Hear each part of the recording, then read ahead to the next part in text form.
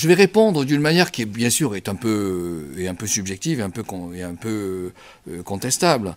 Mais je pense que si c'est, contrairement à ce que l'on a tendance à croire, le critère, évidemment, il est esthétique, mais il n'est pas seulement esthétique. Les critères d'aujourd'hui, on les voit monter à partir de la fin du XIXe siècle. Les critères d'aujourd'hui, ce sont aussi des critères techniques. C'est-à-dire que ce sont des critères où vous devez être en mesure de faire apparaître quelque chose qui est de l'ordre de l'efficacité, quelque chose qui est dans la mobilité, vous devez pouvoir changer. Vous voyez, le changement, la nécessité du changement entraîne un imaginaire du corps. Entraîne un imaginaire du corps qui soit précisément celui susceptible de faire passer de la dynamique, de l'élan, de la détente, de la facilité, de la fluidité, si vous voulez.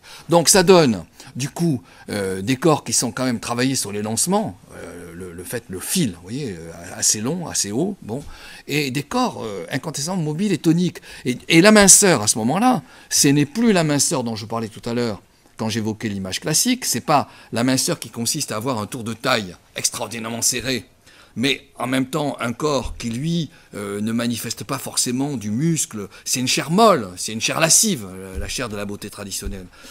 C'est au contraire avoir un corps qui, lui, Colette est une des premières à décrire ça, un corps qui est musclé. Vous voyez, Vanka, quand elle descend vers la mer, dans le blé en herbe, elle a un muscle long. Et elle est tonique. Et je pense que c'est ça la grande nouveauté du XXe.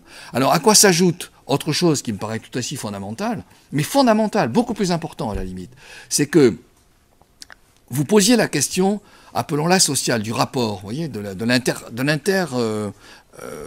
échange, de l'interaction entre les individus. Je pense que c'est la place de l'homme et de la femme qui a bougé.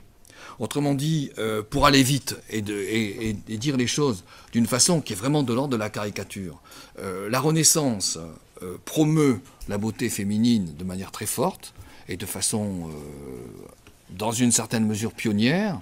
Mais la Renaissance dit en même temps, je reviens au mot que j'utilisais tout à l'heure, ça se voit très bien dans le livre de Balthasar Castiglione, le livre du courtisan, la Renaissance dit en même temps, la femme c'est l'être du dedans. C'est-à-dire, c'est l'être qui reçoit.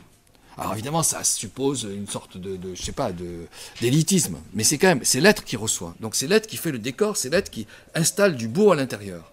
Et l'homme, c'est au contraire celui du dehors, c'est celui de l'affrontement, c'est celui, en quelque sorte, de la force, si vous voulez. Donc on a d'un côté la force affrontée, ou affrontant, et de l'autre côté, la beauté attendant, je ne sais pas comment dire. Bon. Or, c'est plus du tout comme ça qu'on peut penser le rapport homme-femme aujourd'hui. Et ça a complètement changé.